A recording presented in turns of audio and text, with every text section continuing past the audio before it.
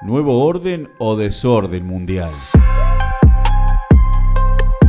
Trump decidió patear la mesa sobre la cual estaba ordenada toda la configuración imperialista mundial, con todas sus instituciones, alianzas, acuerdos comerciales y complejos equilibrios de poder.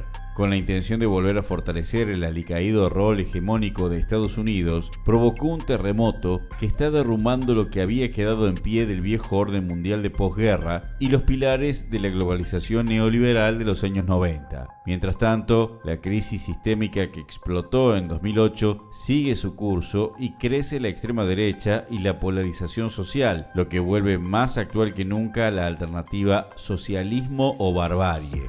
Más de 30 años después de la caída del muro de Berlín y la desaparición de los irreconciliables estados obreros, nada terminaría como esperaba el imperialismo estadounidense, pese a haber salido triunfante de la Guerra Fría. La caída de la burocracia estalinista implicó también la pérdida del socio contrarrevolucionario más importante que tenía para controlar, enfrentar y derrotar a los trabajadores en su lucha constante por emanciparse del capital. Desde ese momento tuvo que absorber en soledad los costos y los golpes de la lucha de clases a nivel mundial y poco a poco comenzó a debilitarse. No pudo transformar en semicolonias los principales países donde se restauró el capitalismo. Estos se fueron transformando en sus competidores y China emergió como una potencia imperialista global. El mundo unipolar que creía haber conquistado se fue diluyendo, convirtiéndose en terreno de disputa por la hegemonía imperialista. Su retroceso se hizo evidente y la crisis que arrancó con el nuevo milenio se le hizo imposible de superar. La crisis es sistémica. La razón última del devenir de los acontecimientos que estamos presenciando tenemos que buscarla en la crisis estructural del capitalismo que pegó un salto de calidad en 2008 y no se ha revertido. Por la magnitud de las disputas interimperialistas y el carácter especulativo y de superproducción de la crisis económica mundial, para superarla se necesitaría promover la destrucción de fuerzas productivas a niveles que solo una nueva guerra mundial podría ocasionar. Sin embargo, ninguna de las principales potencias en pugna se siente, por ahora, con capacidad suficiente para embarcarse en semejante aventura. A lo que hay que agregar que los capitalistas son conscientes de que suceder una confrontación mundial entre las principales potencias podría terminar sin ningún ganador y con el peligro de desencadenar un holocausto nuclear masivo. Hoy los distintos bandos imperialistas apuestan a paliar la crisis profundizando en la nueva guerra fría y comercial en la que están inmersos y a lograr un salto monumental en la explotación a niveles que la lucha de las masas de trabajadores del mundo no se los viene permitiendo. Para esta ofensiva contrarrevolucionaria, a la burguesía ya no le sirve la democracia liberal ni puede permitir concesiones mínimas. Necesita gobiernos bonapartistas y regímenes autoritarios que le permitan quebrar toda forma de resistencia con represión. Esa necesidad hace que un sector cada vez mayor de la clase dominante impulse el actual ascenso de la extrema derecha y el giro del arco político burgués de conjunto hacia la derecha y el autoritarismo. Están teniendo algunos éxitos por las claudicaciones del reformismo y el progresismo que les fueron abriendo la puerta a las fuerzas de ultraderecha, confundiendo y desmoralizando a los sectores más combativos del movimiento de masas. Aunque no podemos hablar todavía de regímenes fascistas, el germen del fascismo está creciendo y dependerá de la fuerza que tome la lucha de trabajadores y jóvenes, más los avances que logremos en reagrupar las fuerzas revolucionarias detrás de una estrategia común, que podamos derrotar al monstruo antes que evolucione. El plan de Trump. El nuevo gobierno de Trump es parte de este ascenso global de la ultraderecha que su triunfo alimenta, fortaleciendo otras expresiones similares en el mundo. A diferencia de su primer mandato, cuenta con el apoyo directo de un sector burgués, particularmente el tecnológico, los hombres más ricos del mundo, y el acompañamiento activo o pasivo del grueso de la clase dominante estadounidense. Este apoyo proviene de una conclusión a la cual ha ido arribando la burguesía estadounidense de conjunto. Los acuerdos establecidos tras la Segunda Guerra Mundial y el impulso de la globalización capitalista post-derrumbe de la Unión Soviética ya no les sirve. Desde el comienzo del nuevo siglo, el dominio de Estados Unidos viene en retroceso y se fortalecen competidores tanto regionales como China a nivel mundial. La burguesía estadounidense de conjunto sabe que hace falta un cambio. No estarán todos convencidos si es el que propone Trump, pero siendo el único planteado, están dispuestos a ver si da resultados. Si se empantana, seguramente resurgirán los roces y surgirán otras propuestas. Pero ya nada será como antes. El proyecto de Trump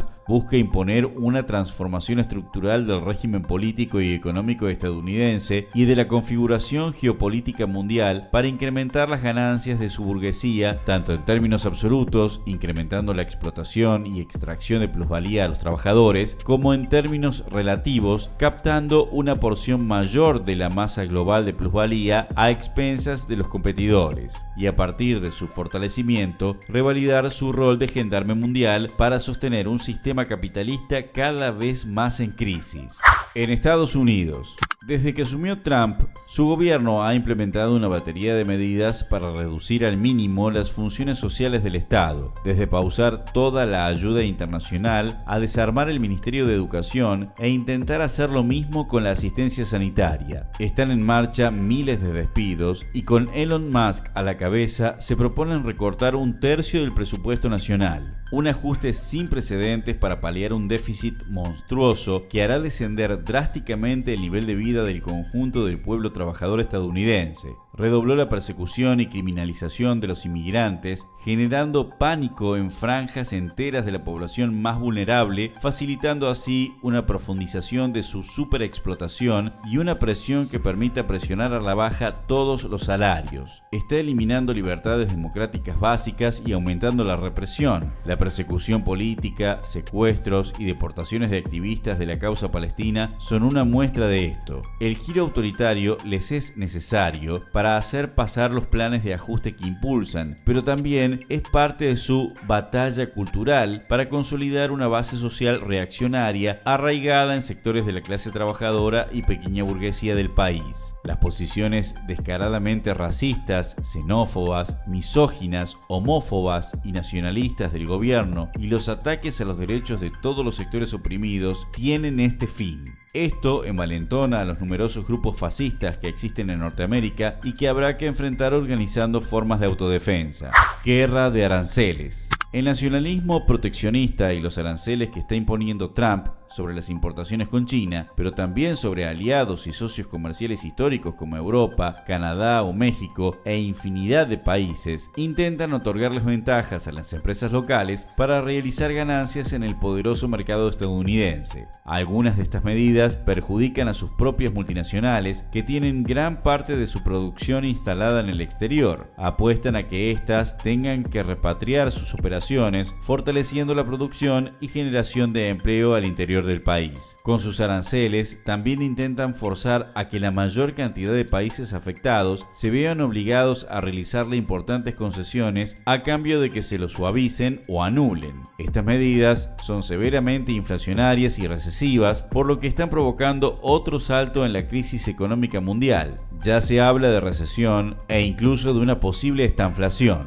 Un escenario mundial incierto. El cambio global en la configuración geopolítica imperialista que impulsa Trump está recién en sus inicios y el futuro que proyecta todavía es incierto. Está rompiendo con los principales aliados imperialistas de Estados Unidos desde hace más de 70 años y quiere terminar con la mayoría de los organismos multilaterales alrededor de los cuales se estructuró su poder. Ve en todo ese andamiaje un gasto innecesario con un propósito obsoleto, un cepo que lejos de fortalecerlos los ha hecho retroceder frente a sus competidores y que necesitan sacarse de encima para defender su hegemonía. Pretende reemplazarlo por un nuevo orden basado en la ley de la selva del capitalismo más crudo y bestial. Busca negociar con las principales potencias militares y económicas un nuevo reparto del mundo a expensa del resto y un acuerdo en el que Estados Unidos mantenga una clara superioridad. Las negociaciones de Trump con Putin al frente de la segunda potencia militar ilustran esta orientación y la estrecha relación de Rusia Rusia con China abre distintas hipótesis. La primera es que el acercamiento a Putin sea parte de un intento para una negociación global que integre al gigante asiático y que la agresividad de los aranceles hacia China tenga la intención de forzarlos a sentarse en una mesa para rediscutir todo. Pero también puede buscar crear las condiciones para una separación entre las potencias emergentes que aísle a China, el principal competidor por la hegemonía, si se sigue desarrollando. Esta estrategia global implica someter más a todos los países semicoloniales que pueda y también a los aliados históricos de Estados Unidos como Europa, Canadá o Japón. Con métodos gangsteriles intenta imponerles relaciones comerciales desventajosas y quebrar su soberanía para hacerse de los territorios, zonas de influencia y condiciones que considere necesarias para ubicarse con más fuerza frente a las otras potencias emergentes. La negociación entre Trump y Putin para repartirse el territorio y los recursos del país entre Rusia y Estados Unidos a espaldas del pueblo ucraniano y la Unión Europea es el ejemplo más claro de cómo quieren que funcione el mundo, aunque la resistencia del pueblo ucraniano les está complicando los planes a ambos. La intervención de Trump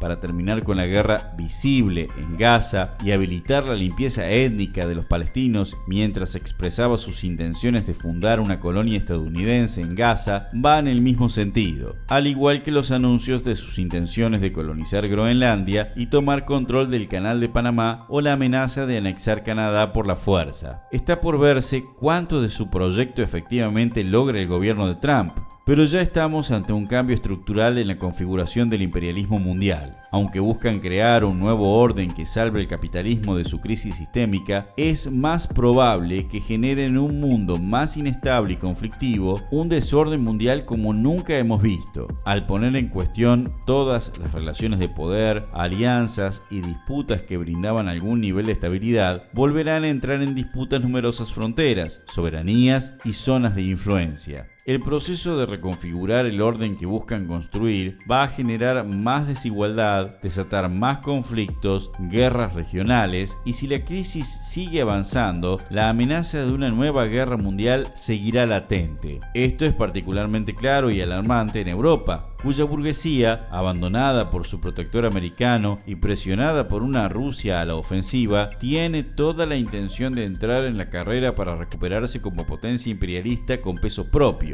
Los estados de la Unión Europea y el Reino Unido se han lanzado a una apresurada militarización, duplicando o triplicando presupuestos militares, reconvirtiendo su industria siderúrgica, automotriz y tecnológica a la producción de armas y relanzando o fortaleciendo sus programas de armas nucleares. Además de generar un mundo más peligroso y proclive a la guerra, el rearmamento va a implicar un ajuste y ataque al nivel de vida que los trabajadores europeos no han enfrentado en décadas.